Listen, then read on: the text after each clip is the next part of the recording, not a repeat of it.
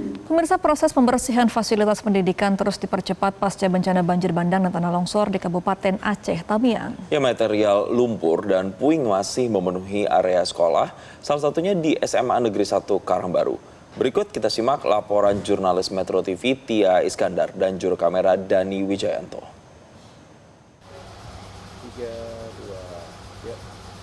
Pemirsa, hingga hari ini data dari BNPB menunjukkan bahwa masih ada 46 fasilitas pendidikan yang mengalami kerusakan pasca bencana banjir bandang dan juga tanah longsor pada akhir November lalu di Kabupaten Aceh Tamiang. Dan saat ini kami sedang berada di salah satu fasilitas pendidikan yang terdampak bencana alam yang hingga hari ini kami masih melihat banyak sekali material sisa banjir dan juga tanah longsor.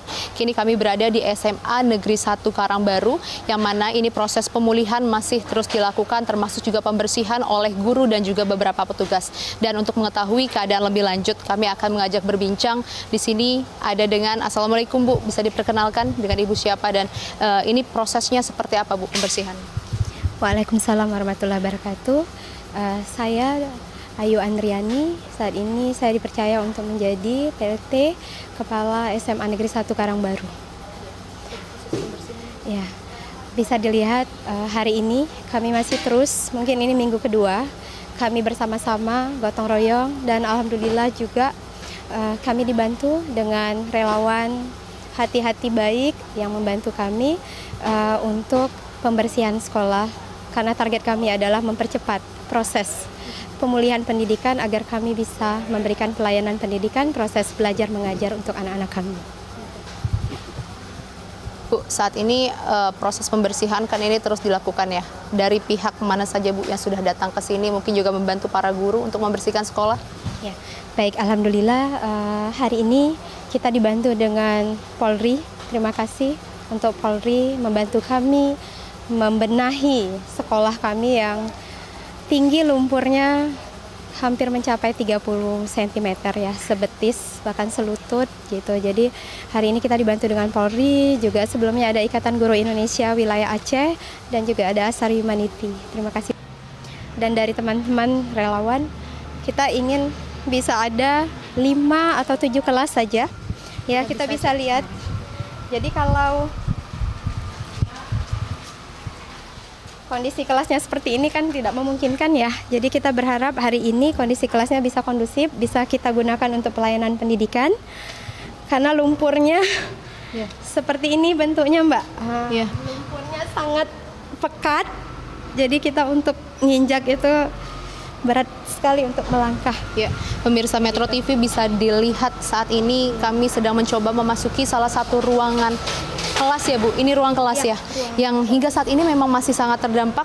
Saat ini tinggi badan saya adalah 158 cm, namun jika dapat dilihat ini sudah hampir sebetis ya, kurang lebih ini tingginya 30 cm.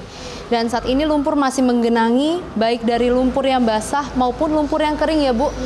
Lumpur kering, lumpur basah ini semua bersatu memenuhi area kelas dan ini tentunya sangat menyulitkan proses pembersihan ya Bu. Iya. Jadi fokus memang kita pada pembersihan lumpur terlebih dahulu. Jadi nggak bisa dikerjakan manual. Jadi dengan adanya alat-alat berat yang membantu kita, karena kita juga kesulitan nih buang lumpurnya kemana gitu kan.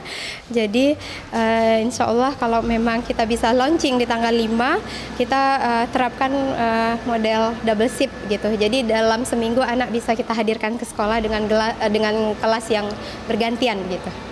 Ibu, ini kalau kita lihat fasilitas di sini sebenarnya sudah tidak ada yang bisa diselamatkan ya Bu, baik bangku-bangku, meja, lalu juga di situ ada lemari-lemari yang sudah hancur dan serta ada buku-buku yang tampaknya juga ini kemarin ikut terbawa banjir ya Bu? Iya. Jadi ini posisinya kalau kita lihat ketinggian air, batasnya mungkin bisa lihat sendiri ya Mbak ya. Ini di sini mungkin nampak tuh batasnya, jadi lebih kurang hampir 2 meter juga.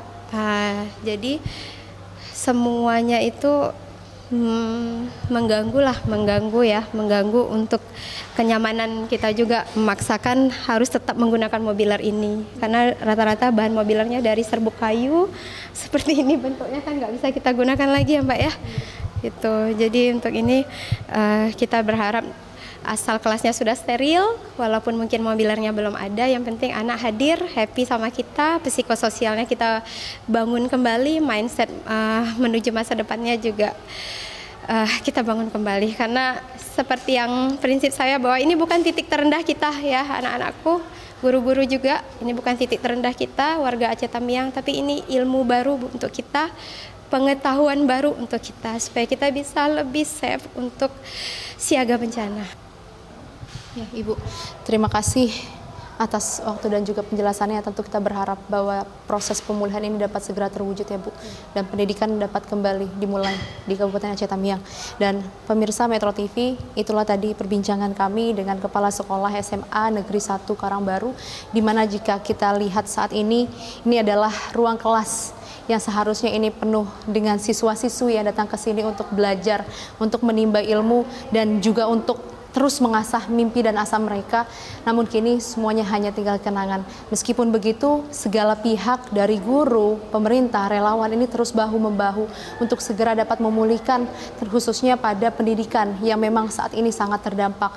Dan kita juga bersama-sama berharap bahwa nantinya proses pemulihan ini dapat segera terwujud, khususnya di SMA Negeri 1 Karangbaru yang hingga saat ini lumpur masih sangat tinggi, sehingga dapat dikatakan ini memang masih banyak kebutuhan yang harus diakomodir baik oleh pemerintah maupun para relawan yang ada di sini, seperti misalnya dari alat-alat pembersihan ini seperti cangkul mungkin, lalu juga alat-alat lain yang memang masih bisa masuk ke dalam ruang-ruang kelas, karena untuk alat di sini memang tidak memungkinkan alat berat masuk untuk mengeruk lumpur, sehingga memang dibutuhkan alat-alat manual.